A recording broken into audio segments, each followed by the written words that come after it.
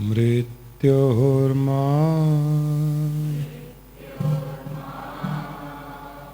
अमृतंगमय।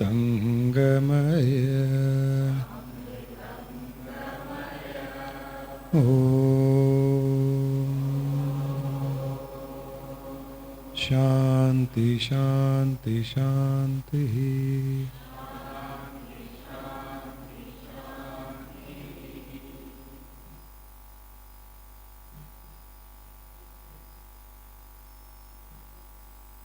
जन्माष्टमी के पावन अवसर पर आप सबको शुभकामनाएं।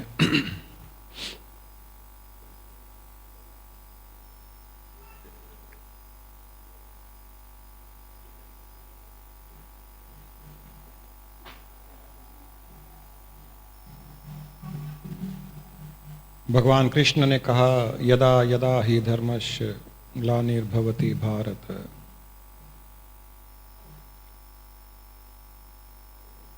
इस श्लोक में उन्हें कहा कि जब जब अधर्म की वृद्धि होती है, जब जब धर्म का नाश होता है, तब तब मैं मनुष्यों के बीच में साकार रूप से प्रकट होता हूं। ईश्वर निराकार रूप से तो सर्वव्यापक है ही, और सृष्टि का संचालन करता रहता है, परंतु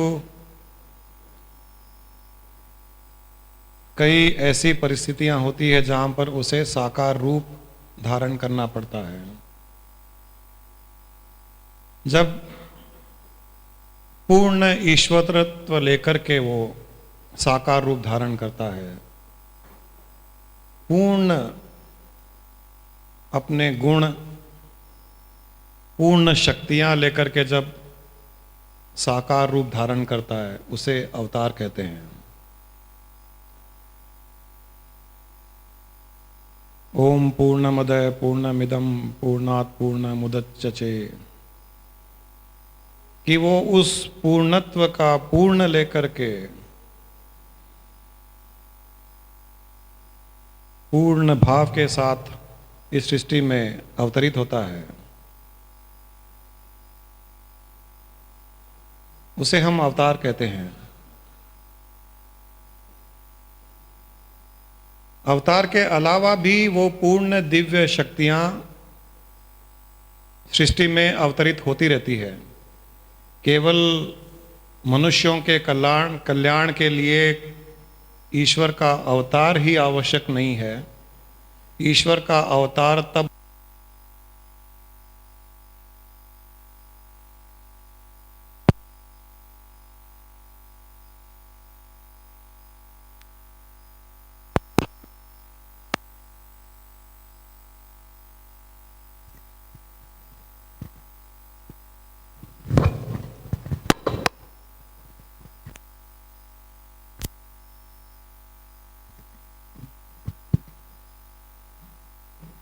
बहुत बड़े रूप में उन्हें कोई बहुत बड़ा कार्य करना होता है, तब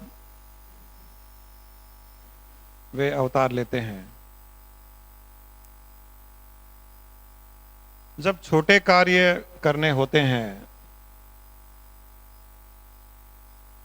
कुछ लोगों का कल्याण करना होता है,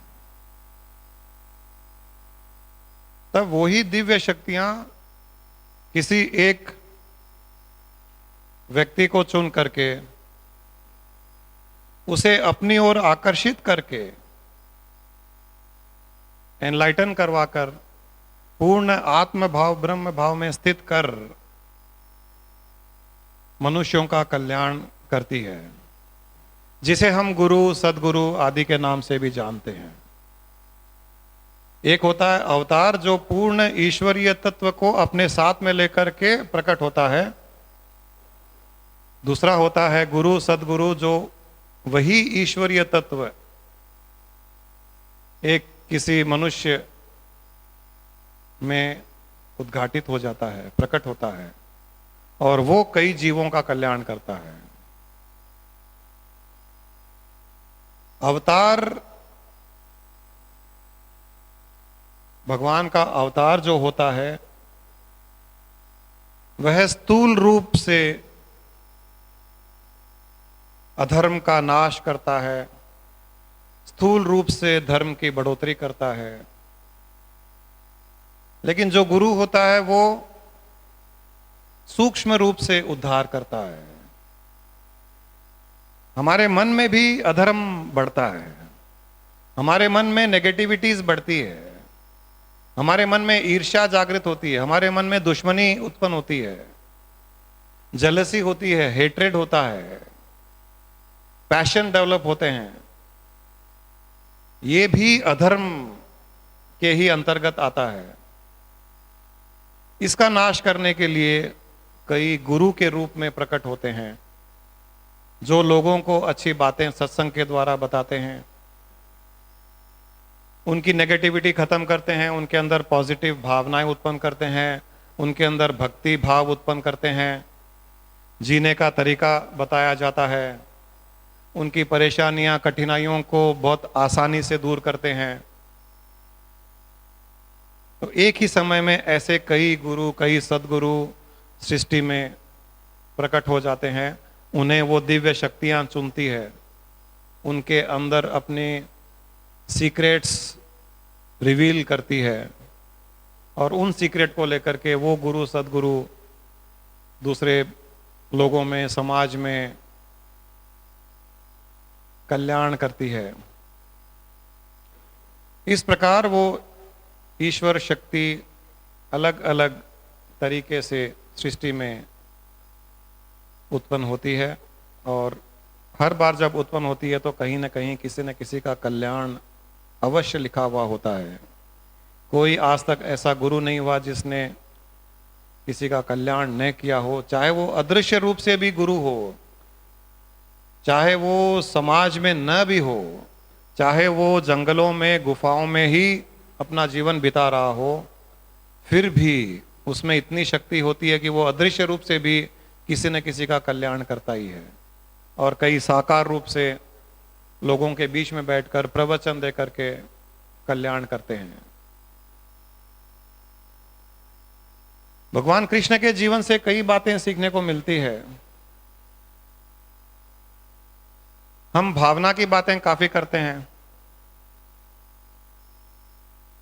भावना से बढ़कर इस सृष्टि में और कोई विषय नहीं, कोई चीज नहीं, कोई सब्जेक्ट नहीं, कोई शक्ति नहीं।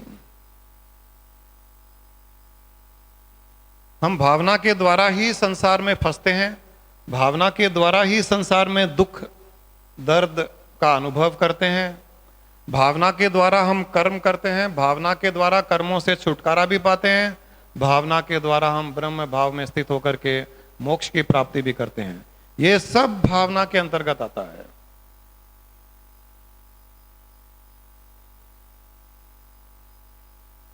और भावना किस प्रकार से कार्य करती है, ये भगवान कृष्ण के जीवन से एक दृष्टांत में पता चलता है। आप लोगों को तो अक्सर पता ही है भगवान कृष्ण की लीलाएं, कहानियां। एक बार जब पांडव जंगल में थे और दुर्वासा ऋषि कुछ 50 साधुओं को लेकर के पांडव के पास में आए और उन्होंने कहा कि हमें भोजन करना है, भूख लगी हुई है। उस समय तक पांडव अपना भोजन समाप्त कर चुके थे, उनके पास एक अन्न का दाना भी नहीं था। और दुर्वासा ऋषि को भेजा किसने? दुर्योधन ने। वो चाहता था, उसको पता था कि पांडव के पास में एक अन्न का दाना नहीं होगा। इस समय जब दुर्वासा ऋषि उनके पास में आए थे तो उसने कहा कि बड़े भाई साहब के पास में आप जाइए भोजन के लिए, वो बहुत प्रसन्न होंगे, हमें भी अच्छा लगेगा। ऐसे चापलूसी की बातें कर करके दुर्वासा ऋषि को उन्होंने पांडव के पास भेजा, और पांडव के पास में एक अन्न का दाना नहीं। ये दुर्योधन को पता था और वो चाहता था कि दुर्वासा ऋषि किसी न किसी रूप से श्राप दे पांडव को। तो पांडवों ने कहा कि आप स्नान करके आ जाइए, भोजन का इंतजाम हो जाएगा। अब बड़े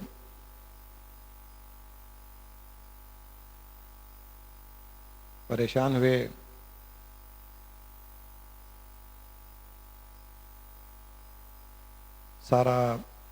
सारी झोंपड़ी में रहते थे उस समय।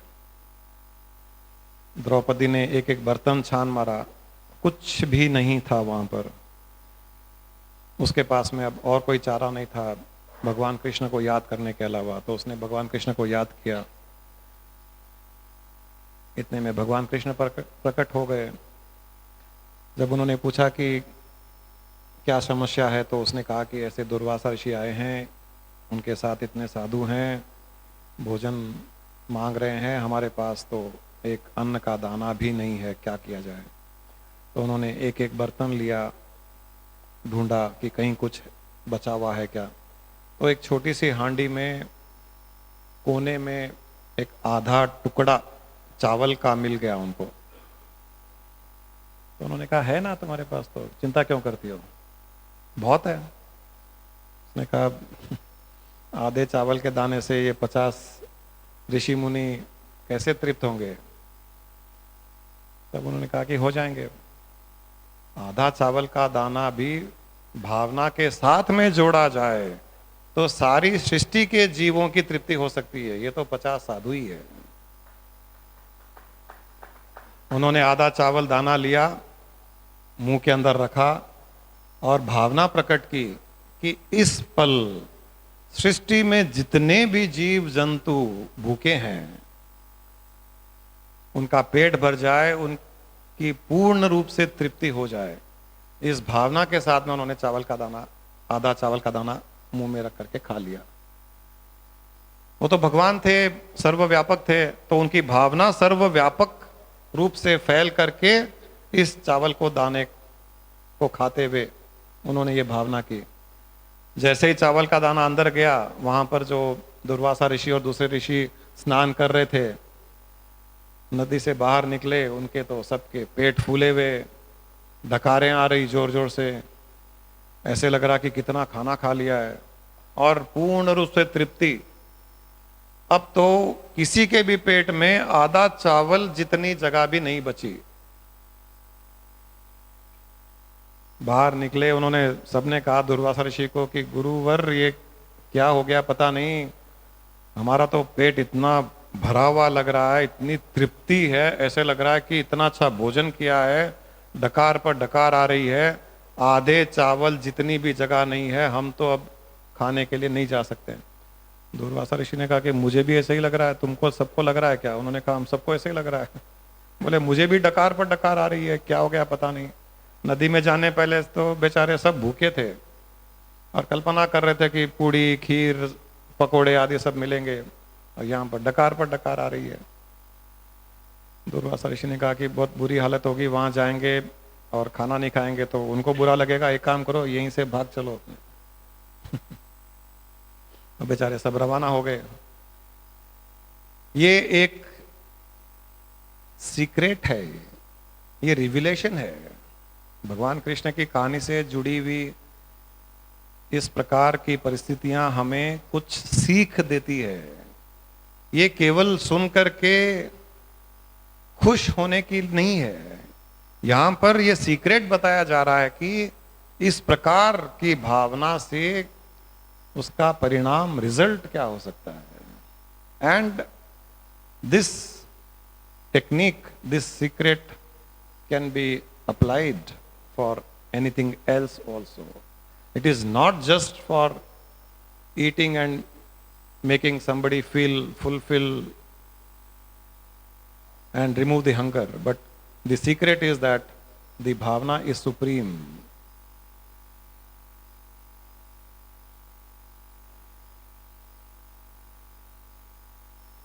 भगवान कृष्ण सभी जीवों के दुख दर्द को मिटाने के लिए गीता में खासकर कुछ बातें उन्होंने बताई। उन्होंने यही कहा कि तुम किस चीज से डरते हो।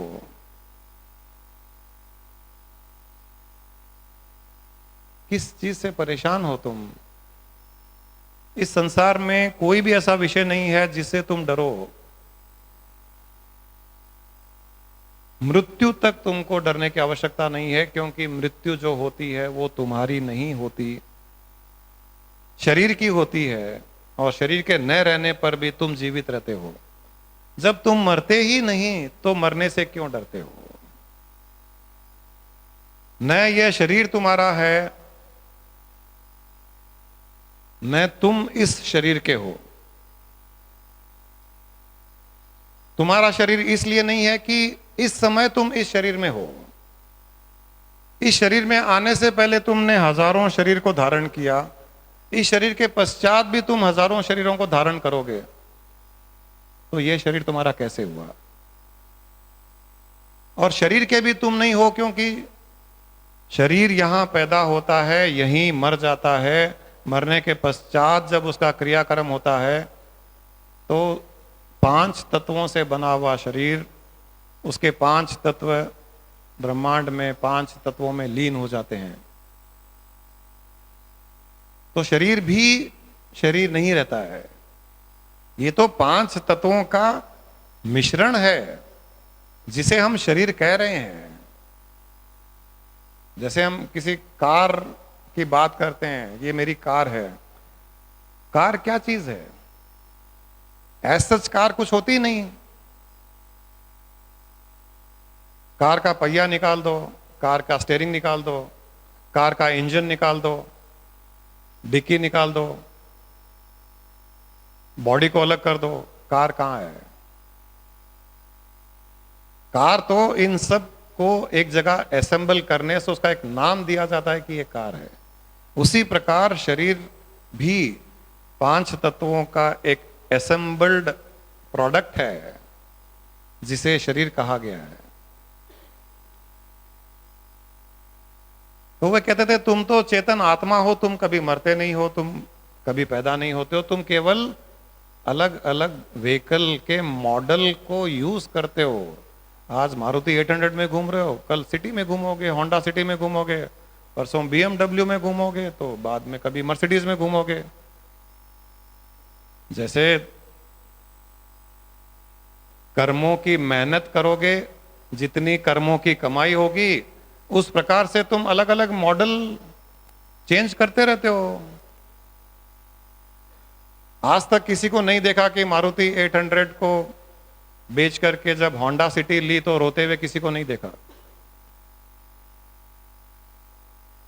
होंडा सिटी बेच करके BMW ली तो रोते हुए नहीं देखा किसी को। तब इस मारुति 800 के मरने पर क्यों रोते हो? ये छूटेगा, BMW आएगी, BMW छूटेगी, मर्सिडीज आएगी। और इसे डरने का क्या आवश्यकता है? कर्मों की मेहनत ऐसी करो कि तुमको नेक्स्ट नया मॉडल मिले, लेटेस्ट मॉडल मिले, हाई टेक्नोलॉजी मॉडल मिले। कर्मों की मेहनत वैसे करो, फिर डरने की आवश्यकता ही नहीं है। फ्यूल एफिशिएंट हो, दिखने में अच्छी हो, यानी आचार्य इस जन्म में इस शरीर में है, लेटेस्ट मॉडल मतलब अगले जन्म में कटरीना कैफ के जैसे दिखने में अच्छी, फ्यूल एफिशिएंट, लोग सब देखें, पसंद करें। या सलमान खान, या अच्छी मॉडल, तो अच्छा ही अच्छा मॉडल आगे बनता जा रहा है ना। सलमान खान पहले जन्म में हो सकता है हमारे जैसा ही होगा, मुझ जैसा होगा, उसके पहले और किसी के जैसा होगा, प्रीति के जैसा होगा। वो मॉडल गया, ये मॉडल लिया, ये मॉडल गया, वो मॉडल लिया, कुछ ना कुछ अच्छा ही हो रहा है। प्रॉब्लम क्या है? तो वो भगवान कृष्ण यही कहते थे कि जो तुमने लिया वो यहीं से लिया, जो तुम दोगे वो यहीं दे करके जाओगे। न तुम कुछ साथ लेकर के आए, न साथ लेकर के जाओगे। तो बीच में ये मेरा है इस प्रकार सोच करके उसमें मोह क्यों डालते हो? शरीर में मोह, पैसों में मोह, परिवार के सदस्यों में मोह, नाम सम्मान स्टेटस में मोह, उस मोह के कारण मनुष्य डरता है। मनुष्य को जो हर समय एक डर सताता है, वो किस लिए सताता है? कि ये छूट ना जाए, मेरी चीज मुझसे कोई ले न ले, इसलिए डर लगता है। और मेरी चीज मुझसे ले न ले मतलब या तो मेरा पैसा कोई न ले ले, मेरा मकान कोई न ले ले, मेरी गाड़ी कोई न छीन ले, या मेरा शरीर कोई न ले ले, तभी डरता है वो। ये मैं जब तक जुड़ा हुआ रहेगा तब तक ये डर रहेगा। मैं और मेरा, ये दो जब तक रहेंगे तब तक मनुष्य के जीवन में भय, अशांति, डर, दुख, डिसअपॉइंटमेंट, डिप्रेशन जुड़े हुए रहेंगे। जिस दिन आपका मैं और मेरा छूट जाएगा, न तो मैं ये हूं जो शरीर दिखाई देता है, न तो मैं वो हूं, और न ही शरीर से संबंधित कोई धन दौलत लोग मेरे हैं। ये जिस दिन छूट जाएगा, पूर्ण मुक्त हो जाएगा। मैं और मेरा का बंधन ही नहीं है, फिर मुक्ति के बीच में बचा क्या? और आपको पता होना चाहिए, गीता के 700 श्लोक इस मेरा के बीच में ही है, मैं और मेरा के बीच में।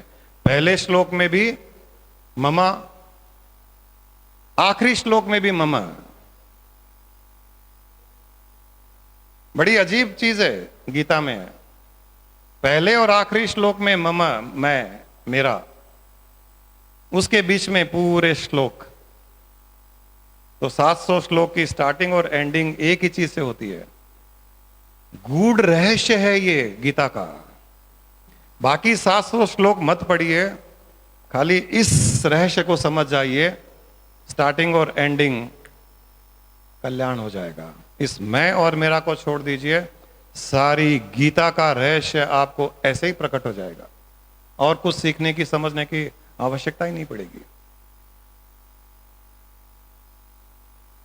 और इस मैं और मेरा को छोड़ने के लिए भगवान कृष्ण ने 4 योग बताए गए हैं, मुख्य 4 योग बताए हैं, जिससे मैं और मेरा छूट जाए।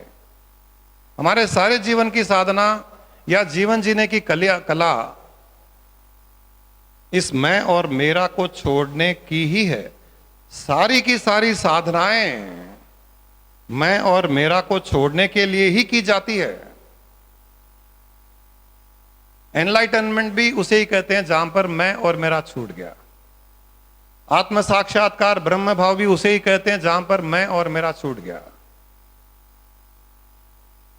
और इस मैं और मेरे को छूटने के लिए उन्होंने 4 साधनाएं बताई, 4 प्रकार के योग साधनाएं बताई। एक कर्म योग, दूसरा भक्ति योग, तीसरा ध्यान योग, चौथा ज्ञान योग। इन चारों योग से मैं और मेरा ही छूटता है। कर्म योग में उन्होंने कहा, तुम्हें जिस प्रकार का शरीर मिला है, औरत का हो, आदमी का हो, बच्चे का हो, जिस प्रकार का शरीर मिला है, जिस परिवार में हो, जिस परिस्थिति में हो, आदमी का मिला है, परिवार चलाने के लिए तुमको कुछ काम करना पड़ेगा, नौकरी करनी पड़ेगी, व्यापार करना पड़ेगा, करो। औरत का शरीर मिला है, तुम्हें घर चलाना है, देखभाल करनी है बच्चों की, सास ससुर की, माँ बाप की, तुम वो करो। व्यापार करना है, वो करो।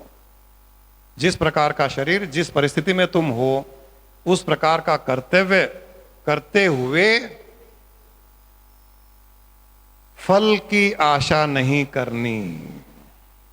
कर्म योग, अपना कर्म करो, कर्मों को ईश्वर के अर्पण कर दो, उसके फल की, परिणाम की, रिजल्ट की एक्सपेक्टेशंस नहीं करनी। The essence of karma yoga is this, that you perform your karma, do your duties, responsibilities, offer it to the God, don't expect any results whatsoever. जो परिणाम मिल जाए, कुछ ना कुछ तो परिणाम मिलेगा, कुछ ना कुछ फल मिलेगा, उसे ईश्वर का प्रसाद मान करके एक्सेप्ट कर लो। बहुत ज्यादा मिले खुश रहो, कम मिले खुश रहो, कुछ नहीं मिले और खुश हो जाओ। उन्होंने कहा कि अगर तुम्हें करोड़ों रुपए मिल जाए, अरबों रुपए मिल जाए, तुम्हारे कर्मों का फल, उसे भोग लो। भोगने के लिए ना नहीं कहा है, लेकिन ये मेरा है वो कभी मत मानना। ईश्वर ने दिया है मुझे भोगने के लिए, भोग लो। अब हम यहां बैठे हैं, ईश्वर ने दिया है हमारे लिए। तो यहां भारती जो बैठी है वही ईश्वर है। एसी लगवा दिया, पंखे लगवा दिए, चेयर्स लगवा दिए। अब एक तो कोई आकर के बोले कि नहीं एसी बंद कर दो, चेयर्स पर नहीं बैठना है, चाहे शरीर दुखे परेशान हो नीचे ही बैठना है। एक तो वो हो कि हमें विरक्त होना है, हमें सांसारिक वस्तुओं को छोड़ना है, इनमें मोह नहीं होना चाहिए। और दूसरा हम कहते हैं किसी ने दिया है, 2 घंटे के लिए आए, एसी चलने दो ना, क्या दिक्कत है, चिल करो। एसी चेयर्स रखे हुए हैं, नाश्ता दे रहे हैं, खाइए, आलू बोंडा है, समोसा है, जलेबी है। हमको 2 ही घंटे तो रहना है यहाँ पर, उसके लिए ना क्यों करें। चाय भी है, चाय भी पी ली, एंजॉय किया। पता है 2 घंटे के बाद जाना है। हमारा यहां पर मोह नहीं पड़ता है। उसी प्रकार का भाव जीवन के लिए भी हो। 2 घंटे का ही है। जैसे हम यहां से वापस चले जाएंगे तो ये एसी यहीं रह जाएगा, हम साथ में लेकर नहीं जाएंगे, वो यहां अलाउ नहीं करते हैं।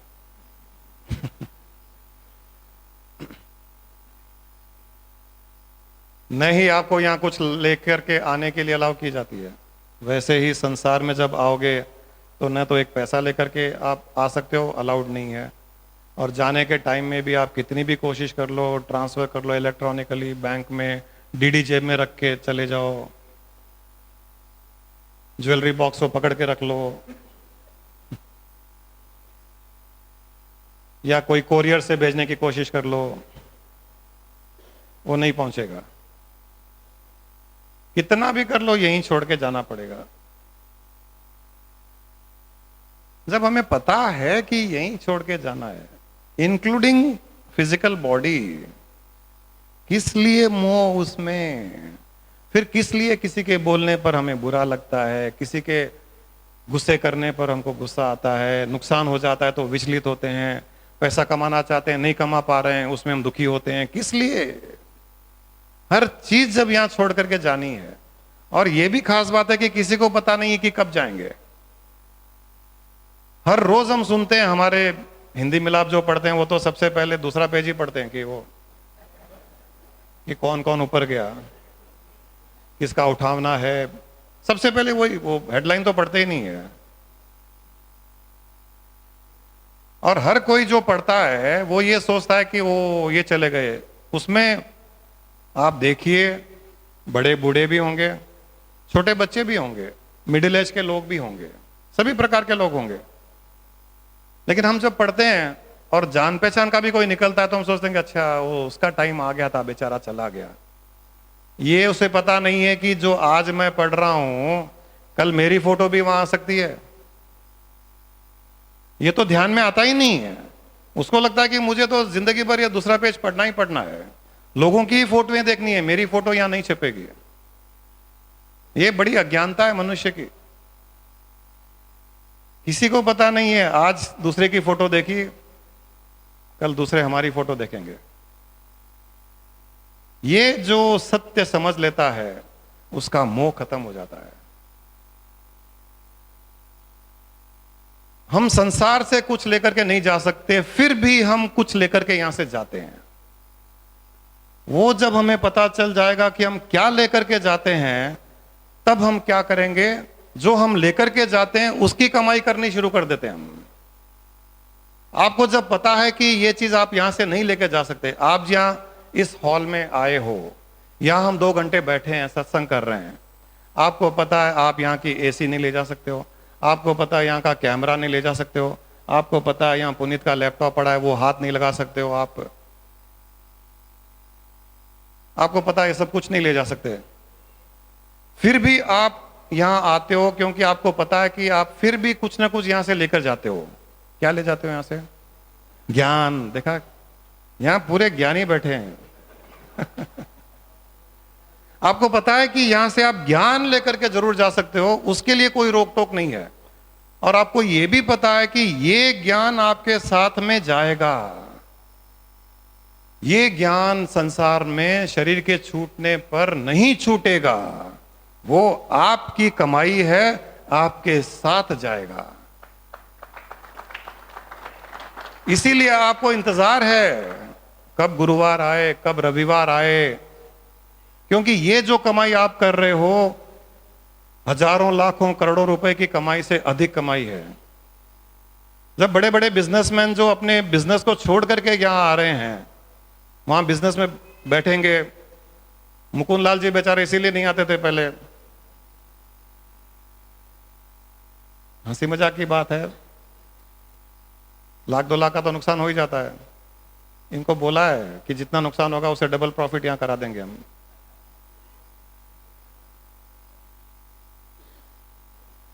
ये हमारे साथ जाएगा, हमारी स्थिति हमारे साथ जाएगी। स्थिति का अर्थ है ज्ञान का प्रकाश। जितना ज्ञान का प्रकाश बढ़ेगा वो आपके साथ जाएगा। इसीलिए हमको वो कमाई करनी है जो हमारे साथ जाए, और बाकी कमाई करते हुए भी ऐसा नहीं है कि बाकी चीजों की कमाई नहीं करनी है, वो कीजिए, उसमें मोह मत डालिए। वो जितनी करनी है कीजिए, जितना मिल जाए उसे भगवान का प्रसाद मान करके खुश होइए, परंतु इस कमाई को तो 24 घंटे करते रहिए। अपनी स्थिति को ऊपर बढ़ाने के लिए जो आपके साथ जाएगी उसकी कमाई जरूर कीजिए। ये हो गया कर्म योग। दूसरा भक्ति योग। भक्ति योग में ये माना जाता है कि एक ईश्वर है, सुप्रीम पावर है, जो सारी सृष्टि का संचालन करता है और हम उसके अंश हैं। हम एक छोटे से स्पेक ऑफ डस्ट के बराबर हैं, एक कण के बराबर हैं। ये भक्ति योग में माना जाता है। इसलिए हमको हर समय उसकी भक्ति करनी चाहिए, उसी का ध्यान करना चाहिए, उसका नाम कीर्तन भजन आदि करना चाहिए, अपने आप को उसके चरणों में समर्पित कर देना चाहिए। मेरा कुछ भी नहीं, मैं खुद तुम्हारा ही हूं। इस प्रकार की भक्ति जब हम ये करेंगे तभी हमारा मैं और मेरा छूट जाएगा। ध्यान योग में कहते हैं कि सारी दुनिया से अपने मन इंद्रियां बुद्धि को खींच लो।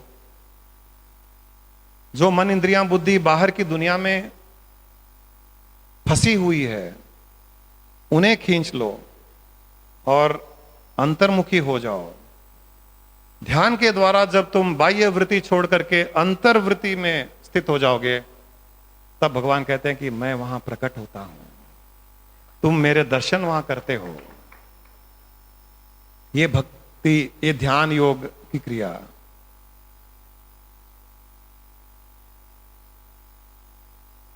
और चौथी ज्ञान योग में कहते हैं कि इस ज्ञान के प्रकाश को बढ़ा लो कि तुम शरीर मन इंद्रियां बुद्धि नहीं हो, तुम शुद्ध चेतन आत्मा हो। न तुम कभी पैदा होते हो, न मरते हो, न तुम कुछ कमाई करते हो, न किसी चीज को लूज करते हो। तुम इन सब से असंग शुद्ध चेतन आत्मा जो हर समय आनंद में स्थित रहती है, ब्लिसफुल स्टेट में रहती है, तुम वो हो। तुम बार बार क्यों अपने आप को मैं शरीर मान करके, मैं मन हूं, मैं इंद्रियां हूं और दुखी हो रहे हो? इनसे हट जाओ, अपने आप को शुद्ध चेतन आत्मा मानो। ध्यान में जागृत अवस्था में हर समय निधि ध्यासन के द्वारा उस आत्मा में स्थित हो जाओ। इस प्रकार उन्होंने ज्ञान योग बताया गया। जो व्यक्ति इन चारों योग को, कर्म योग, भक्ति योग, ध्यान योग, ज्ञान योग, चारों को एक साथ में प्रयोग करता है, उनको यूज करता है, वो तो बहुत जल्दी अपने पूर्ण आत्म स्वरूप को पा लेता है। इसी जन्म में मुक्त हो जाता है, मोक्ष हो जाता है। क्योंकि चारों योग का एक साथ में प्रयोग करना उसका अर्थ है इंडिया और पाकिस्तान का वार, या यूएस का सीरिया पर वार, या वर्ल्ड वार समझ लीजिए। किसी भी वार में क्या होता है, आर्मी यूज होती है, एयरफोर्स यूज होता है, नेवी यूज की जाती है, डिप्लोमेसी भी यूज की जाती है। वहां पर भी 4 योग है, वार में भी, यहां पर भी 4 योग है। इन चारों योग का प्रयोग करते हुए अपने जीवन को सुधार लें, आगे बढ़ जाएं, जीवन मुक्ति का आनंद हर पल उठाते हुए जीवन व्यतीत करें।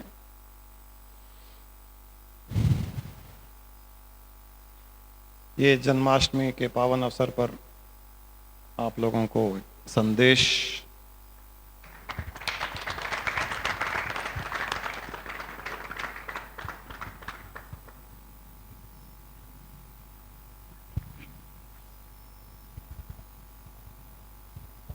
अब आप तीर चला सकते हो।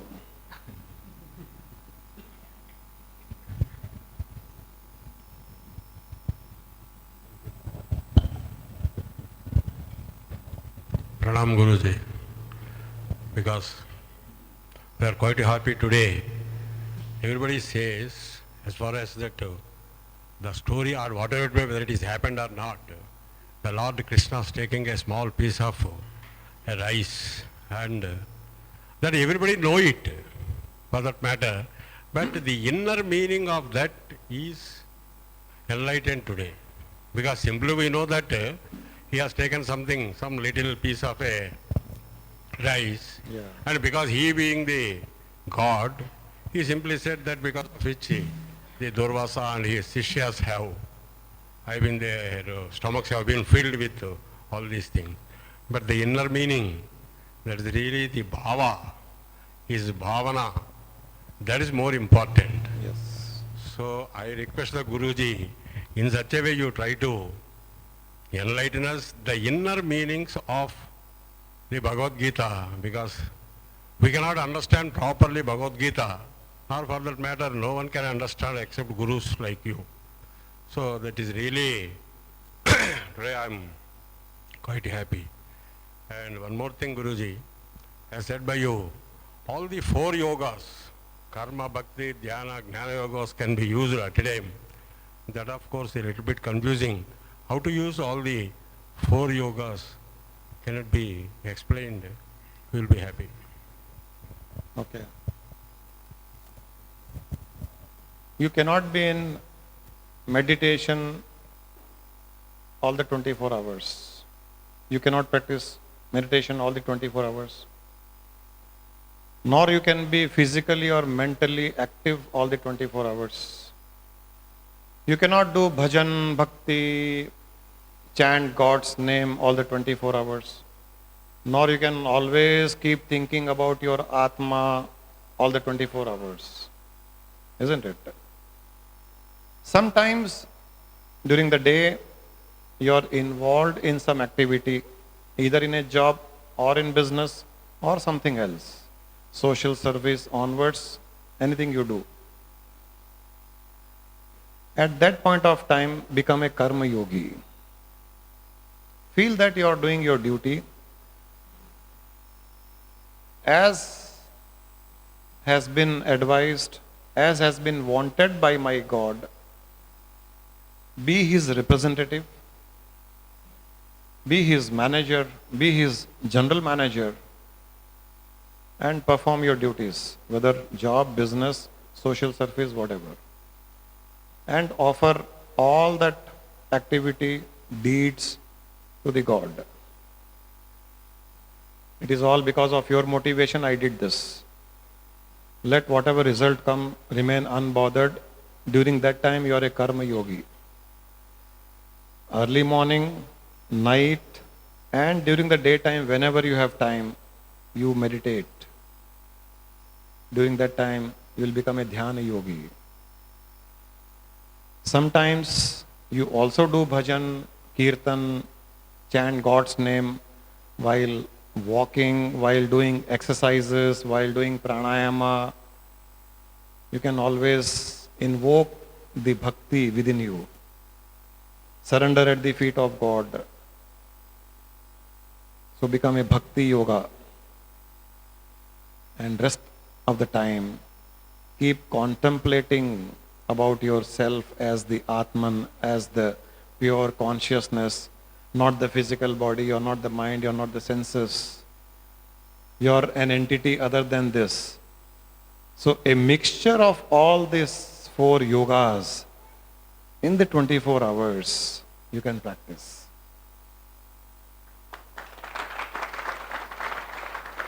And based on your convenience, there is no hard and fast rule. If you want to meditate in the afternoon, you meditate in the afternoon. Become a dhyana yogi in the afternoon. Become a karma yogi in the early morning. Become a jnana yogi in the evening. Or become a bhakti yoga during sleep. Anything is possible depending on what you feel convenient for your own self. What from the within tells you that do this at this point of time. At that point, attempt that. No restrictions whatsoever. Don't impose any kind of conditions on your mind. There is no necessity that early morning you should meditate. Meditate whenever your mind wants. Do bhakti whenever your mind wants. Become a karma yogi whenever your mind wants. Be a jnana yogi whenever your mind wants. Then the result will quickly come to you. And I suppose our emotions also undergoes change during 24 hours. Right? Morning we are in some bhava, afternoon we are in different bhava, evening we are in different bhava, night we are in different bhava. So based on your bhava, these 4 yogas are prescribed by Krishna depending on your bhava at a particular time. They are all different kinds of yogas, union. So based on your emotions, feelings, bhava, introduce one of these at that point of time and evolve.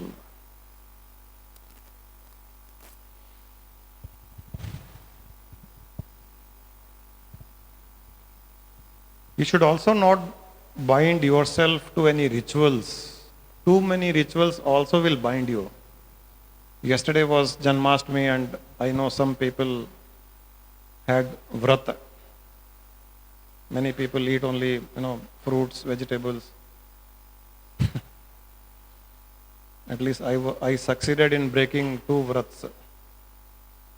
Whole day since morning they were following the vrat. Falhar. हम आज फलहार पर हैं.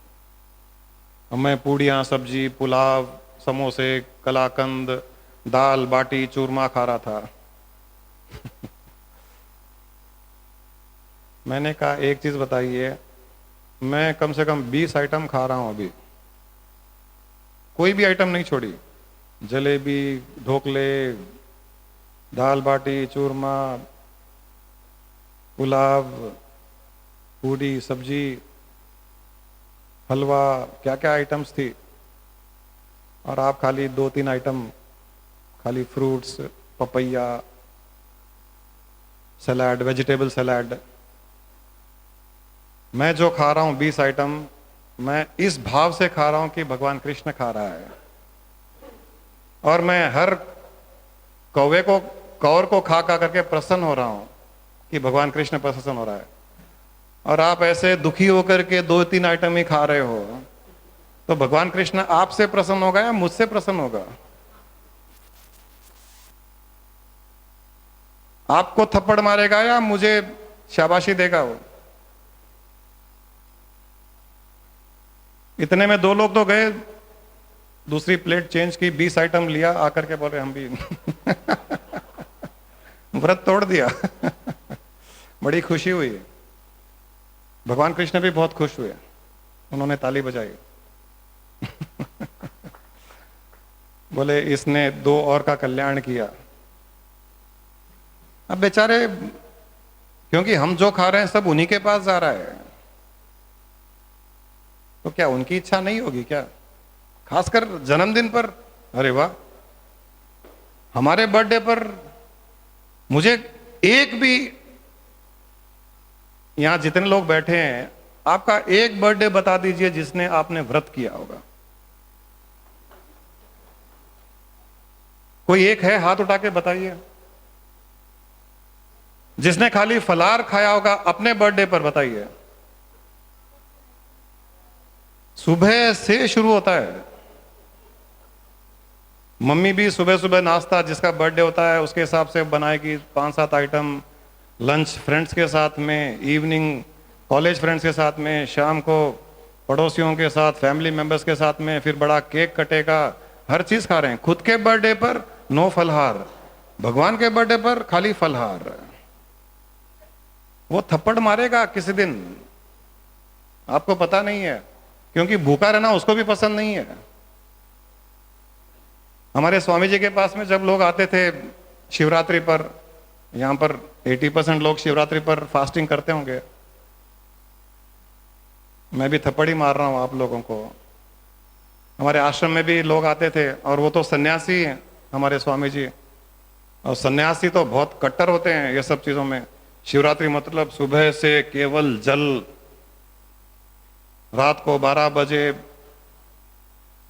अभिषेक पूजा पाठ करने के बाद सुबह सुबह, हमने भी किया, हमसे करवाया कई लोगों ने पहले, 10 साल पहले। सुबह से भूखे मर रहे हैं, और अक्सर दिन में गर्मी भी रहती है, फरवरी मार्च में खाली पानी पिया जाता है। शाम तक तो चूहे कूदते हैं अंदर पेट में, फिर भी कुछ नहीं मिलता है खाने के लिए। फिर बोलते हैं रात को 12 बजे पूजा होगी, बिल्वा पत्र चढ़ाया जाएगा, ओम नमः शिवा का जाप चलेगा 4 घंटे, दूध चढ़ाया जा रहा है उसके ऊपर शिवलिंग पर। हमने भी किया 1-2 शिवरात्रि पर, 10 साल पुरानी बात बता रहा हूं, किसी ने करवाया। जब दूध चढ़ाया जा रहा तो ऐसे लग रहा कि पी लूं दूध को क्योंकि अंदर भूख लगी हुई है। मैंने सोचा भक्ति तो हो ही नहीं रही है, भगवान शिव का तो ध्यान ही नहीं आ रहा है, अंदर भूख लगी हुई है और दूध बेकार जा रहा है, शिवलिंग पर जा रहा है। और मुझे पता है वो शिवलिंग पर जा रहा है, शिव के पेट में तो नहीं जा रहा है, और ये शिव का पेट भूखा मर रहा है। और कई जो प्रसाद रखे हुए हैं जो हमको सुबह मिलने वाले हैं, न शिवलिंग पर ध्यान, न ओम नमः शिवाय पर ध्यान। वहां लड्डू पड़ा हुआ है वहां ध्यान जा रहा है, वहां खीर पड़ी हुई है वहां ध्यान जा रहा है, वहां सेब पड़ा हुआ है वहां ध्यान जा रहा है, ध्यान सब वहीं जा रहा है हमारे स्वामी जी के पास कोई आता था शिवरात्रि पर, वो आके कहता था स्वामी जी टुडे शिवरात्रि स्वामी जी। वो साष्टांग नमस्कार करता था, तो स्वामी जी खुश होते थे, yes yes I know Swami ji, I am on fast Swami ji. You are on fast? Yes Swami ji. Get out वो सोचता था स्वामी जी सिर पे हाथ फेरेंगे, very good you are on, get out. Why Swami ji, what happened Swami ji? On Shivratri no fasting, only feasting, only feasting. If you feast, Shiva will be happy. Get out. This is what the secret of the scriptures of Gita. Take Shiv Puran also, you will get such secrets. वो किसी पंडितों ने कह दिया है जन्माष्टमी पर ये व्रत करो, फलार करो, शिवरात्रि पर भूखे रहो। वो इसलिए कि हमको बार बार दुनिया के विषयों से हटाना चाह रहे हैं। इस तरह के सत्संग में जब हम कह रहे हैं कि दुनिया के विषय में हम उलझे हुए है ही नहीं, वेदों में सब दिया हुआ है। वेदों को पढ़ने वाले मुक्त नहीं होते। आज तक एक भी वैदिक पंडित मुक्त नहीं हुआ। वेद तो फंसाने वाले होते हैं। भगवान को भी तो सृष्टि चलानी है ना, सब मुक्त हो जाएंगे तो थोड़ी चलेगा। तो उन्होंने क्या है, वो वेदों के बीच बीच में थोड़े सीक्रेट्स दे दिए, इन बिटवीन द लाइंस, कि थोड़े ज्ञानी आएंगे उसको समझेंगे, मुक्त हो जाएंगे। जैसे मैंने कहा कि वेद तो वो तरबूज है, वो बड़ा सारा तरबूज काटो, उसमें बीच बीच में बीज है, बड़ा मोटा छिलका है, उसको काटो, वो वैसा वेद है। और बीच बीच में ज्ञान है, वो तरबूज का जूस तो जो जूस पीता है वही मुक्त होता है, वो जो तरबूज खाता है वो मुक्त नहीं होता हो। खैर, ये रहस्य, ये बातें उन्हीं को समझाई जाती है। वेदों में भी कहा गया है कि जो वेदों का अंत, वेदांत जिसे कहते हैं, जिसे उपनिषद भी कहा गया है, जिसे वेदों का सार कहा गया है, उसमें भी यही कहा गया है कि ये सार केवल जो सूटेबल है, जो उसको ग्रहण कर सके, जो उसको सही मायने में समझ सके, उसे ही देना चाहिए। हर एक को भी नहीं दिया जाता है, क्योंकि जो नहीं समझेंगे उनको दिया जाएगा तो वो उसका गलत उपयोग करेंगे। वो वेदों में इसलिए बताया गया कि 99% लोग दुनियादारी में इतने उलझे हुए हैं, अच्छे बुरे कर्म कर रहे हैं, पाप पुण्य कर रहे हैं, गलत काम कर रहे हैं, उनको कोई ज्ञान में इंटरेस्ट नहीं, उनको ध्यान में इंटरेस्ट नहीं, उनको भक्ति में इंटरेस्ट नहीं। तब उनके लिए ये अलग अलग त्योहार, फेस्टिवल्स, ये पर्व, कभी कड़वा चौथ आ गया तो कभी दिवाली आ गई, तो कभी होली आ गई, तो कभी और दूसरे रिलीजन्स में अलग अलग, इस्लाम में रमजान आ गया तो वहां पर भी 1 महीने का वो उपवास आदि। ये सब इसीलिए कि वो किसी ना किसी तरीके से संसारिक व्यक्ति को वहां से हटाए, किसी न किसी प्रकार से भगवान के बारे में बताया जाए, उसमें लगाया जाए। लेकिन जो 24 घंटे उसमें स्थित है, जो इवॉल्व हो गया, उसको आप क्या बताओगे, क्या सुनाओगे, क्या सिखाओगे? ये उन लोगों के लिए जो संसार में इतने उलझे हुए नहीं है, कहीं ना कहीं इच्छा है कि हम और आगे की चीज देखें, आगे की भावना की ओर जाएं, उनके लिए फिर ये सब मायने नहीं रखती है। ये सब उल्टा बताया गया कि ये रुकावटें हैं।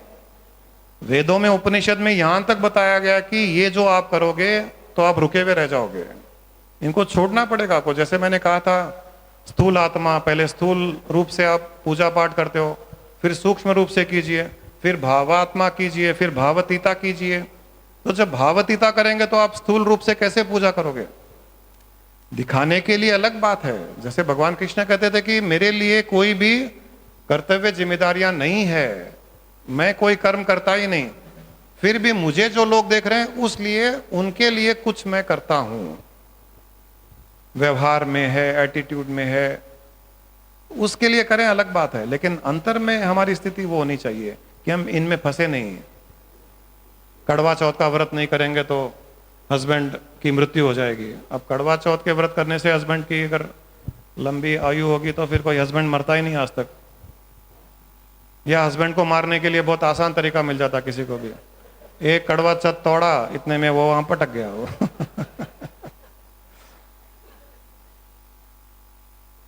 वो गुरु माँ ने तो आज तक नहीं किया, फिर भी जिंदा है।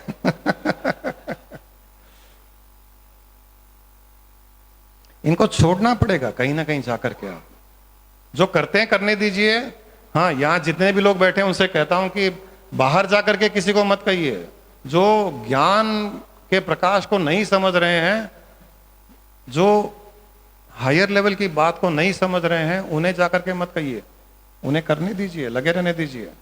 आप जो समझ रहे हो, आप इनसे आगे हटिए। आप 24 घंटे दिवाली, 24 घंटे होली, 24 घंटे नवरात्रि का भाव, 24 घंटे कृष्ण का भाव, जब वो रह जाएगा तो फिर ये हमारे लिए कोई फर्क ही नहीं है कि आज कोई पर्व है क्या स्पेशल। 24 घंटे हम हर दिन हर पल एंजॉय कर रहे हैं उस भाव में, तो उनकी जरूरत ही नहीं है।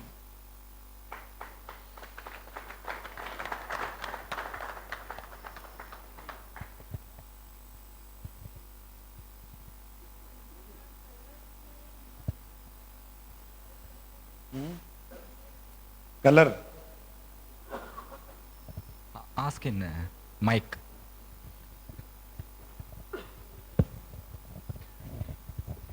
ये भगवान कृष्ण आ गए। तुमने बोला था ना, बोले थे क्या? अरे वाह, यूज है ना।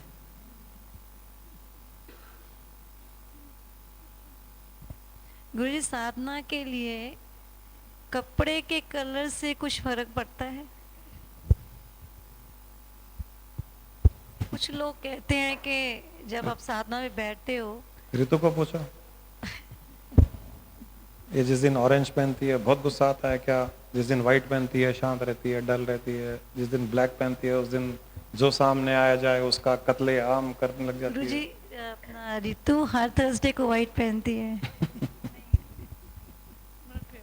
बट एक्चुअली हमारे रिलीजन में है, it's sort of a must कि ब्लू और ब्लैक से आप जितना दूर रहें, आप नेगेटिव से उतना दूर रहेंगे। तो देखिए, हम सॉर्ट ऑफ फंसे हुए हैं उसमें। स्टार्टिंग स्टेज में जो एकदम लोएस्ट लेवल की बातें हैं, जहाँ पर हम खाली कलर की नहीं, हम खाने की भी बात करते हैं कि जैसा खाना होगा वैसा मन होगा, जैसा अन्न वैसा मन। ये सब जो बातें तामसिक विषयों को, अन्न को ग्रहण नहीं करना चाहिए, सात्विक खाना खाना चाहिए, तो ये भी इनका भी प्रभाव है।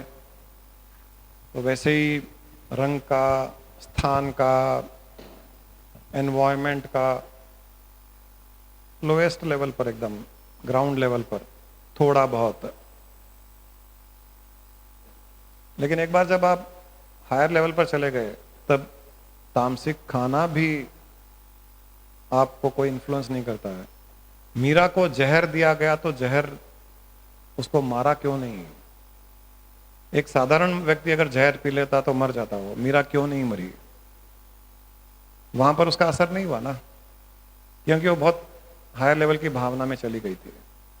यही होता है, एकदम लोअर लेवल पर हर चीज आपको इन्फ्लुएंस करती है। वो गली का कुत्ता भी इन्फ्लुएंस करता है वो। और हायर लेवल पर आप सब चीजों को इन्फ्लुएंस करते हो। तामसिक खाना को भी आप सात्विक बना सकते हो। तामसिक खाना, जैसे मीराबाई ने जहर खाया अमृत बन गया, तामसिक खाना एक गुरु जब खा लेगा वो सात्विक में बदल जाता है। गुरु नानक जी के साथ में हुआ एक बार, आपको, मुझे एग्जैक्टली याद नहीं, लेकिन किसी ने उनको मांस दिया था एक बार गुरु गोविंद जी के साथ में। क्या हुआ था वो किस्सा? एक माइक दीजिए यहां पर।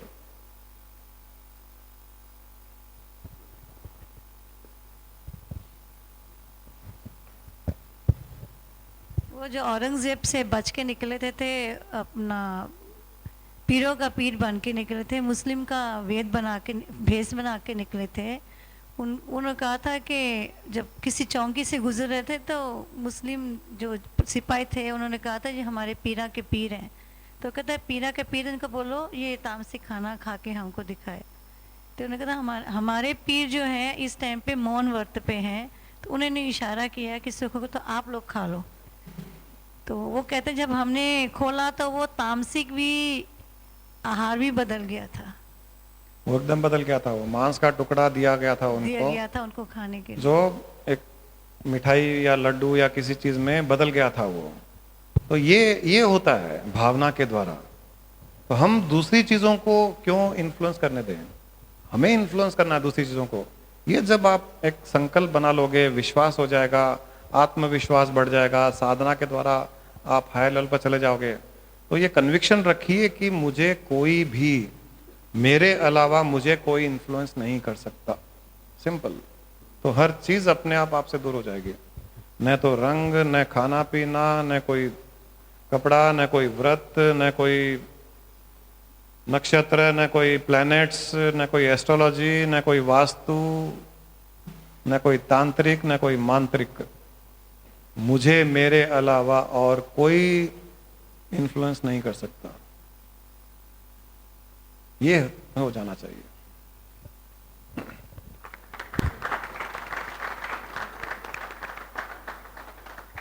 आज सोनी भी आई है क्या? अच्छा, वहां बैठी है। You know, in the afternoon, Guru Ma told me, let's tell Soni to make huge wear dress like Krishna. We didn't tell anybody. I was shocked to see him wearing some different dress. हाँ, वही तो भावना पहुंच गई। अभी हम भावना की बात कर रहे थे, तो उनका लड़का है वो एकदम कृष्ण रूप में ही आ गया वो। And she told me about the same boy. मैंने कहा नहीं, अब क्या बोलेंगे, जाने तो, देखेंगे वो आएगी नहीं आएगी। आ गई और वो एकदम कृष्ण रूप से आ गया, धोती वोती पहन करके। हाँ और आज तो गोपियों के बीच में ही घूम रहा है वो। रोज मम्मी के चिपका रहता है, आज मम्मी को छोड़ के बाकी सब गोपियों के बीच में घूम रहा है।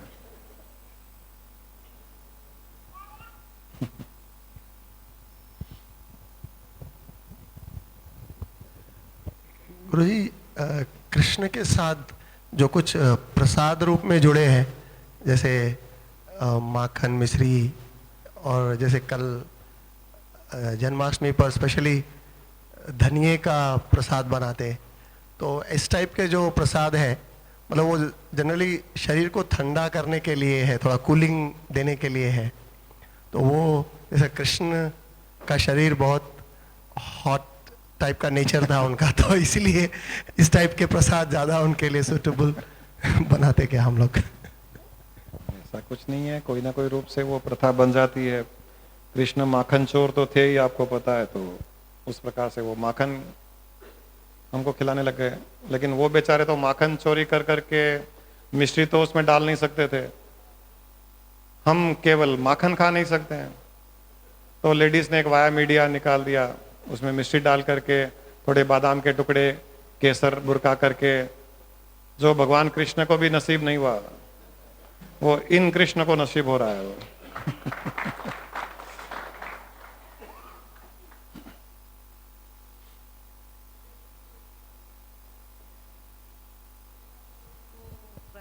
को जो काफी जोर से बोल रहे हैं। आपको सारी दुनिया देख रही है अभी, इसलिए माइक में बोलना पड़ता है। आप वैसे भी पब्लिक गार्डन की हीरोइन मानी जाती है। Please please. तो उस समय जो प्रजा थी और कृष्ण ने जो जन्म लिया था राक्षसों और उनको नाश करने के लिए, तो जो भाव था, एक तो वो गाय को बहुत ज्यादा वो करते थे, तो गाय का ही मक्खन, गाय का ही दूध, दही, वो उस चीज को बहुत उस टाइम से जो बढ़ावा दिया गया और खा के सब लोग जो बलिष्ठ बनना, वो भाव था। उस भाव, उनके हर एक भाव को जो गलत लिया जाता है, जो गोपियों के साथ को गलत या ये लेते, तो एक बहुत ही ब्रह्म ज्ञानी थे जो जिसको जिस रूप में हर जगह दिखते थे। और खाने पीने का यही हमने उनको गाय का बहुत पूजा करना, और उनका जो माखन मिश्री जो भी दही दूध का पूरी प्रजा पूरा मतलब जन जन वो करके वो बलिष्ठ और वो सब बनना उसका एकदम सही है, दिमाग और एकदम सही है। वो चीज भावना थी। हर कार्य के पीछे कोई ना कोई एक उनका कारण होता है, एक उद्देश्य होता है। तो भगवान का भी कुछ ना कुछ उद्देश्य ये उद्देश्य इस उस प्रकार समय का कहीं रहा पे है। थोड़ा नहीं, सा ऐसा भी था उस समय, भगवान का जब अवतार होता है तो अधर्म बढ़ा हुआ होता है। हाँ, अधर्म की वजह से ही जन्म तो लिया अधर्म था, के उसके बढ़ने लिए के समय ऐसा भी हुआ साथ में कि लोगों ने गायों को मारना ज्यादा किया, गाय रक्षा, दूसरे जानवरों को भी मारना बहुत ज्यादा चलता था उस समय। तो उसके विपरीत ये कार्य भी करना उन्होंने एक बताया, गाय की पूजा, गाय का गाय मक्खन। की रक्षा, गाय तो की पूजा, गाय का इन सब के हर पीछे चीज कोई ना को कोई इस्तेमाल कारण उद्देश्य जरूर होता है, और उसके कारण ही सृष्टि का एक बैलेंस भी मेंटेन होता है। तो जब जब भगवान का अवतार हुआ है तब तब उन्होंने कुछ ना कुछ ऐसा किया है जो आगे चल करके एक बैलेंस क्रिएट करे। तो एकदम सही है आपने जो कहा, तो जो उनका हीरो कृष्ण खा रहे हैं वही सब प्रजा सब वही एकदम एकदम। Thank you.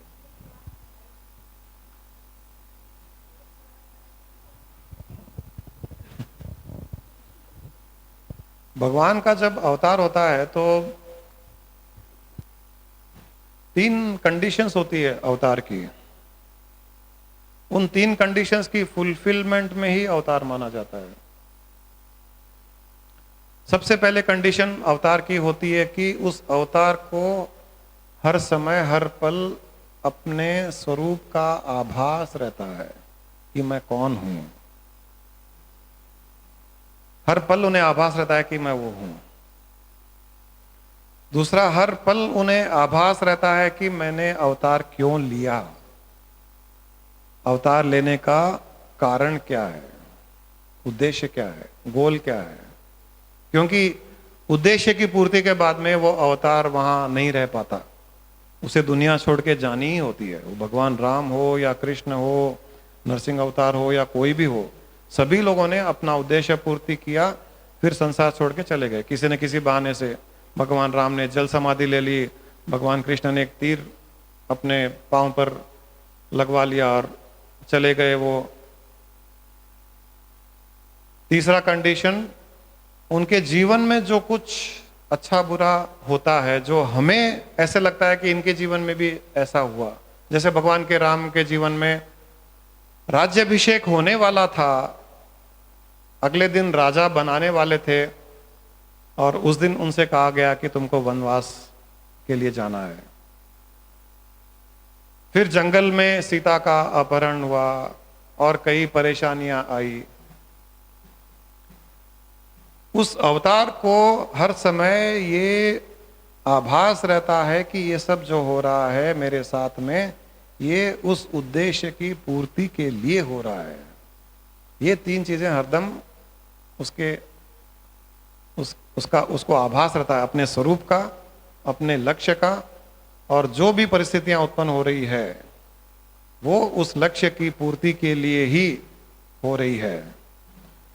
हम भी अगर इन तीनों कंडीशन को फुलफिल करना शुरू कर दें, हम भी अवतारी पुरुष ही माने जाएंगे। हर समय अपने स्वरूप का आभास कि मैं शुद्ध चेतन आत्मा हूं, जीवन का लक्ष्य मोक्ष, मुक्ति, परमात्मा में लीन होना। तीसरा, जीवन में जो हो रहा है, अच्छा बुरा, सही गलत, फायदा नुकसान, जीवन मृत्यु, सब कहीं ना कहीं किसी न किसी रूप से उस उद्देश्य की पूर्ति के लिए ही हो रहा है। अगर भगवान राम को जंगल नहीं भेजा जाता, सीता का अपहरण नहीं होता, तो कैसे वो रावण तक पहुंचते, कैसे रावण की हत्या करते, कैसे उसको मारते। तो ये सब उस उद्देश्य की पूर्ति के लिए हुआ। हमारे साथ भी उद्देश्य की पूर्ति के लिए ही हो रहा है। हम उद्देश्य को नहीं देखते हैं, उद्देश्य की पूर्ति को भी नहीं देखते हैं। छोटी सी परिस्थिति में हम उलझ जाते हैं। ये क्या हो गया, ऐसे कैसे हो गया, इन्होंने ऐसे कैसे बोल दिया, इसने मुझे धोखा क्यों दे दिया, ये मेरे साथ में दुश्मनी क्यों करते हैं। हम वहां फंस जाते हैं। हम ये नहीं देख पाते कि ये जो हुआ है ये मेरे पूर्ण उद्देश्य की पूर्ति में सहायक बनने के लिए ही हुआ है। कोई आपको डांटे, कोई नुकसान कर दे, कोई गाली दे दे, कोई धोखा दे दे, कोई आपकी जान ले ले, यही भाव होना चाहिए कि मेरे पूर्ण मुक्ति मोक्ष के उद्देश्य की पूर्ति के लिए ही हुआ है। ये भाव उसका रहेगा, लक्ष्य की पूर्ति तो ऐसे हो जाएगी। फिर कहां रुकावट? रुकावट हम क्रिएट कर रहे हैं, रुकावट हम क्रिएट कर रहे हैं। ये ऐसे कैसे क्यों हो गया, वैसे कैसे क्यों हो गया, इसने ऐसे कैसे बोल दिया, मेरे साथ ऐसे कैसे हो गया। ये सब लक्ष्य की पूर्ति के लिए हो रहे हैं। ये भाव रखिए हर समय, आप अवतारी पुरुष कहलाए जाओगे।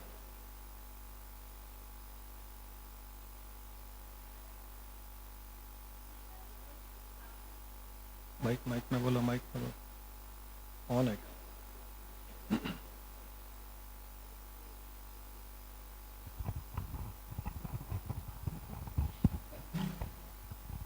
तुम्हारा ये संडे का भी बता दो, बता। एक प्रश्न आया है, पहले संडे का बता दो। आप सभी की जानकारी के लिए बता दूं कि संडे 7:30 से शार्प 7:30 से life happiness programme Banjara hills road number 10 स्थित आवर प्लेस होटल में होगा। इस प्रोग्राम में, इस लाइफ हैप्पीनेस प्रोग्राम में कई सारी टेक्निक्स जो कि हमारे डेली लाइफ में काम में आ सकती हैं, जैसे क्षमा याचना टेक्निक है जिसे हम लोगों की नेगेटिव वाइब्रेशंस अपने तक पहुंचने से रोक सकते हैं। How to achieve our goal we can achieve through visualisation technique. लोगों के नेगेटिव वाइब्रेशन से छुटकारा पाना, खुद की नेगेटिविटी से छुटकारा पाना, अपने आप को हमेशा स्वस्थ कैसे रखें, ये सारी टेक्निक्स उस दिन बताई जाएगी। आप सभी से रिक्वेस्ट की जाती है कि कृपया 7:15 तक पहुंचकर अपना स्थान ग्रहण कर लें, if you don't want to get disappointed. और अपने सभी फ्रेंड्स एंड रिलेटिव्स में ज़्यादा से ज़्यादा लोगों को इस बात की जानकारी दें, ये मैसेज उनके साथ शेयर करें ताकि इस लाइफ हैप्पीनेस प्रोग्राम का मैक्सिमम बेनिफिट लिया जा सके। अच्छा बोलती है, पावरफुल।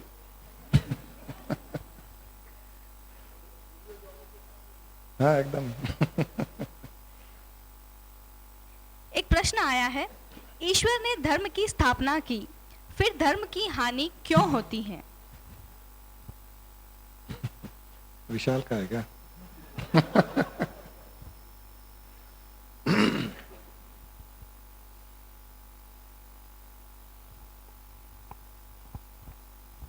जब जब मनुष्य अपने स्वरूप को भूल जाता है और अपने अहम भाव में, अपने अहंकार में जीवन व्यतीत करता है, तब वो अधर्म की ओर बढ़ने का प्रयास करता है।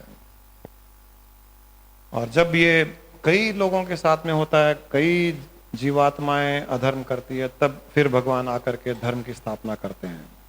तो अधर्म मनुष्य अपने स्वरूप से दूर हटने के कारण, जिसे हम कहते हैं कि वो जब हम अपने स्वरूप से दूर हो जाते हैं तो हम गिरते हैं। उसका अर्थ यही है, गिरने का अर्थ है गलत कार्य करना, अधर्म करना, पाप करना।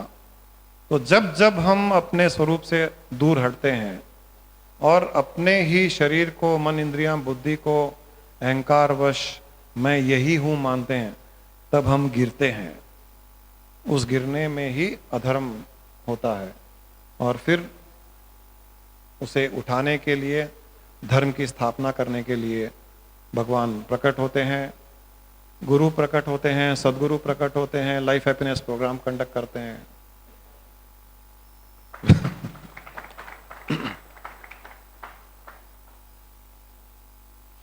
और कोई प्रश्न है क्या?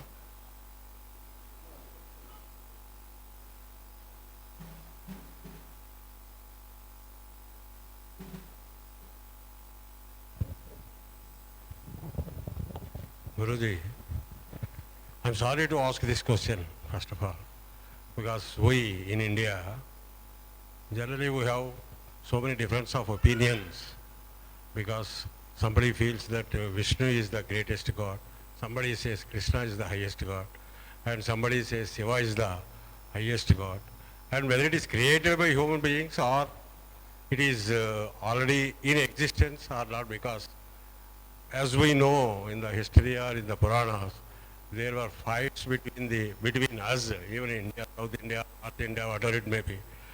This is a question which is all the way lingering in my mind, maybe in somebody's minds also, who is the highest God, how to get, because somebody who is doing some puja to Rama, he says that he is the highest God. Somebody says Krishna is, somebody says Vishnu, somebody says Shiva. And among all these things, what I could understand, Lord Vishnu has got so many incarnations. No other God has got these incarnations. So in this connection, I request Guruji, some sort of light you can throw so that all people will be benefited. Finance minister is only allowed to control RBI, dollar rate, import, export. So like that, Lord Vishnu is allowed to take avatara, not others. Anyway, none of them exists.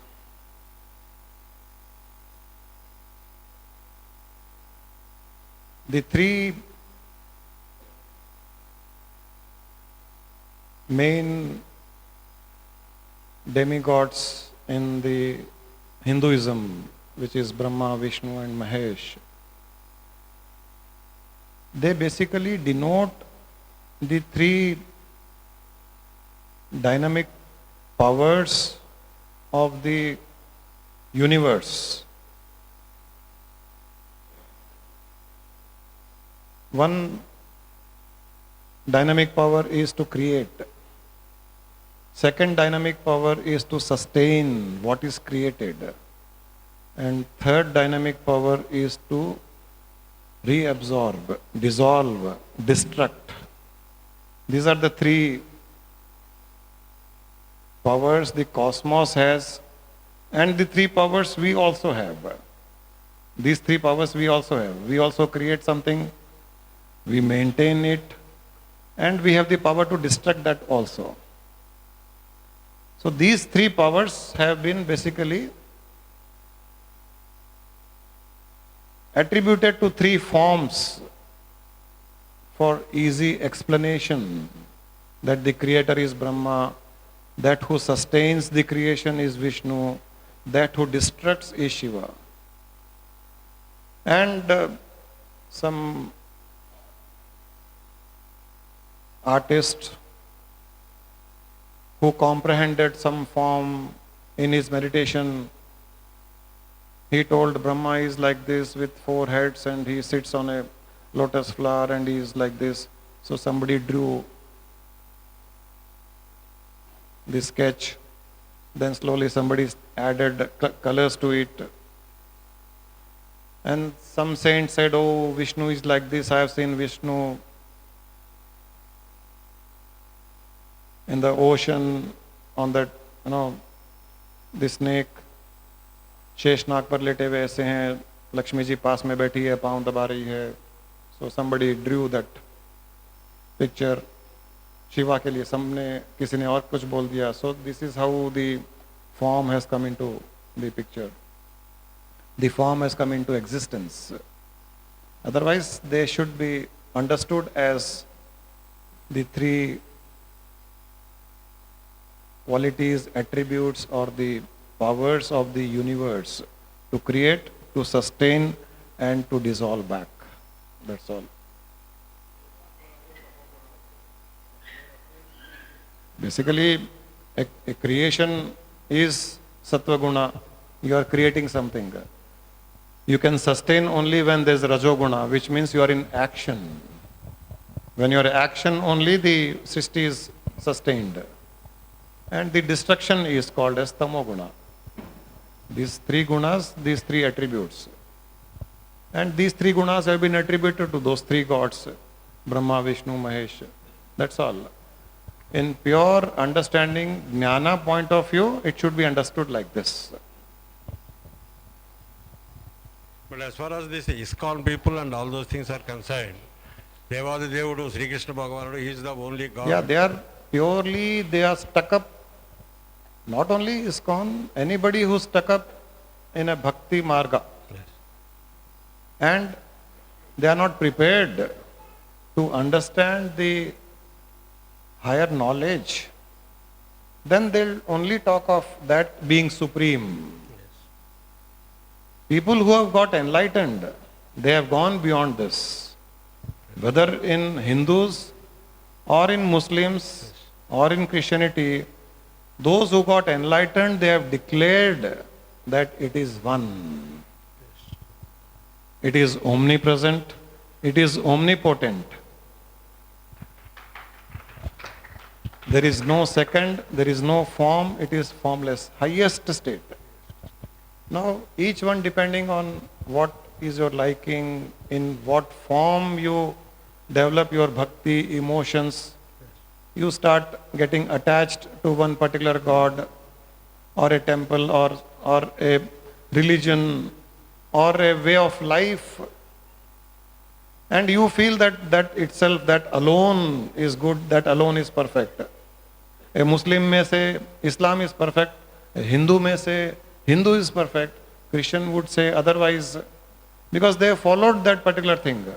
But people who have gone beyond this, they found good in everything. They have seen good in everything. Yes. I have discussed so many things with my Muslim friends, and I could give them such secrets of Islam which they were not aware. There are so good things in Islam, there are so many good things in Hinduism, there are so many good things in Christianity. But very few people take these good things and secrets and evolve, and they remain stuck to that one particular order of life, one particular religion. That is why these fights, not only in Hinduism, in other religions also, in Christianity also there are so many sects. In Islam also there are so many sects. So it's going on and it will go on till people are prepared to fight and get fooled by some leaders who try to fulfill their selfish interests. And they are there everywhere. People who try to fulfill their selfish interests, they are there everywhere, whether it's Hindu or Islam or Christianity. The whole world is with selfish people. And there are people who are ready to become fools. When there are people ready to become fools, why not to fool? It is foolish not to fool somebody who is ready to get fooled. It is foolish not to fool others when others are ready to get fooled. In this selfish word, yesterday I told some people, there was a baby fish in a pond. So she asked her mother, mummy mummy हम लोग पानी में क्यों रहते हैं, समुद्र में क्यों रहते हैं, हम जमीन पर क्यों नहीं रहते हैं? Why don't we live on the earth? तो मम्मी ने कहा कि बेबी फिश, हम लोग फिश हैं इसलिए पानी में रहते हैं, जमीन पर केवल सेल्फिश लोग रहते हैं. Okay, fantastic. फिश पानी में रहती है, सेल्फिश जमीन पर रहते हैं. सेल्फिश पानी में नहीं रह सकते हैं. Thank you, Guru.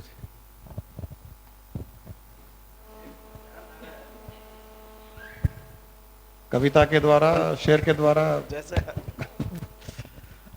ऐसी धारणा है कि अच्छाई और बुराई एक ही सिक्के के दो पहलू हैं. कोई भी समय ऐसा नहीं रहा जब अच्छाई और बुराई एक साथ नहीं चलती रही. जब राम थे तो रावण भी थे, कृष्ण थे तो कंस भी थे, जब हिरण्य कश्यप थे तो प्रहलाद भी थे. क्या बुराई पहले आती है और बुराई को दूर करने के लिए भगवान अवतार लेते हैं, या मतलब क्या इसके पीछे लॉजिक है? वो मुर्गी और अंडे वाली बात आ गई है. आज तक किसी ने सॉल्व नहीं की वो बात. मुर्गी पहले आई या अंडा पहले आया? बताओ भाई तुम लोग.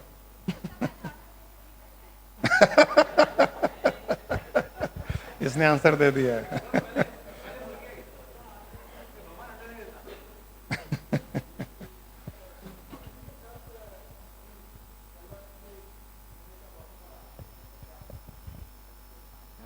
अभी मतलब जब वो थे, अभी तो वो नहीं है. हाँ, जब वो थे, जब आप लोग साथ रहते थे, उनके जाते थे उनके पास, उस टाइम तो हमको न जन्माष्टमी दिखाई देती थी, न शिवरात्रि दिखाई देती थी. तो रोज जन्माष्टमी, रोज शिवरात्रि. कुछ स्पेशल कुछ नहीं होता था जन्माष्टमी पर. ऐसे आश्रम में कुछ नहीं होता था. वहाँ बेसिकली नवरात्रि, शिवरात्रि, यही दो ही होते थे ना. और कुछ नवरात्रि और शिवरात्रि, नवरात्रि और शिवरात्रि ज्यादा होता था. बाकी हम लोग तो रोज ही वो जन्माष्टमी, शिवरात्रि, नवरात्रि मनाते थे.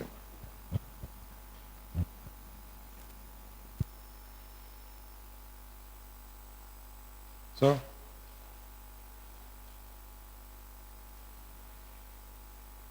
कोई लेडीज में लास्ट क्वेश्चन कोई?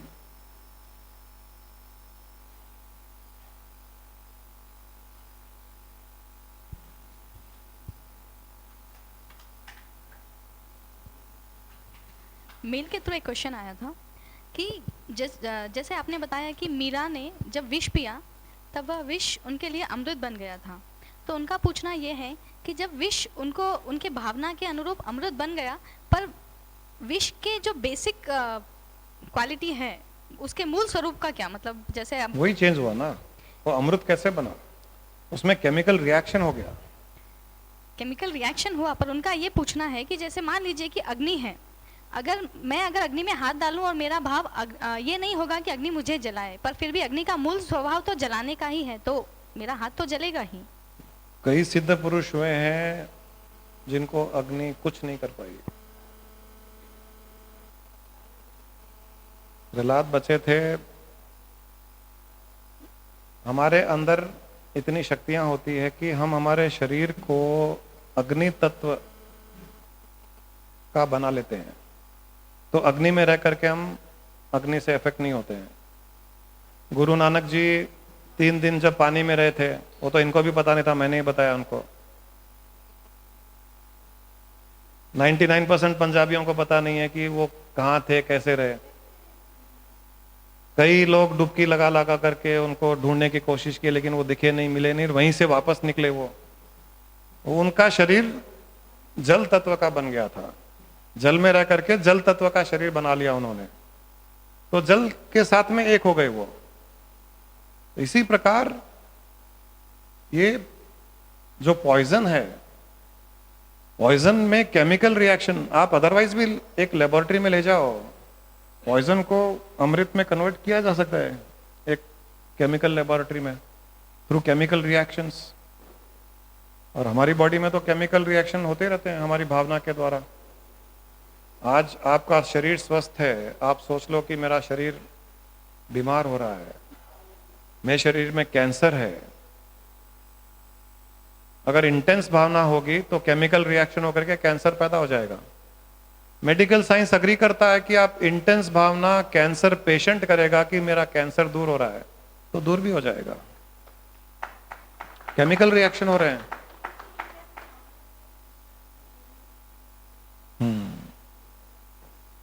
वो चूंकि वो भी अवतारी थे, सारी शक्तियां थी, अष्ट सिद्धियां, तो अपने शरीर को अग्नि के तत्व का बना करके उसमें से निकल चुके वो।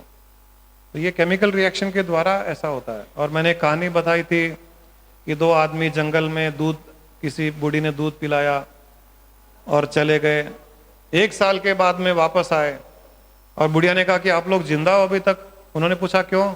बोले 1 साल के पहले जब आए थे आप, तब गलती से दूध में मरी हुई छिपकली थी और मैंने आपको वो जहरीला दूध पिला दिया था 1 साल के बाद में। और जैसे उनको पता चला कि 1 साल के पहले इसने जहरीला दूध पिलाया, भावना उत्पन्न की, हमने जहर पिया, 2 मिनट में मर गए वो, सारा शरीर जहर में बदल गया। तो केमिकल रिएक्शन हो गया, केमिकल रिएक्शन से होता है।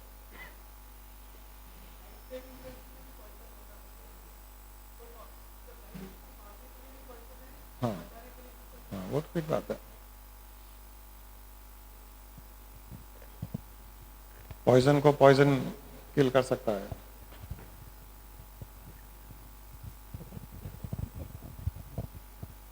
चलिए, आप सबको एक बार फिर से जन्माष्टमी की बहुत बहुत शुभकामनाएं। भगवान कृष्ण के 4 योगों को याद रखिए। दिन भर में किसी न किसी समय एक योगी बन करके जरूर रहिए। कर्म योगी बनिए, धर्म ध्यान योगी बने रहिए, भक्ति योगी बने रहिए या ज्ञान योगी बने रहिए। किसी न किसी समय एक योगी जरूर बने रहें। इसी जन्म में आपका कल्याण निश्चित है।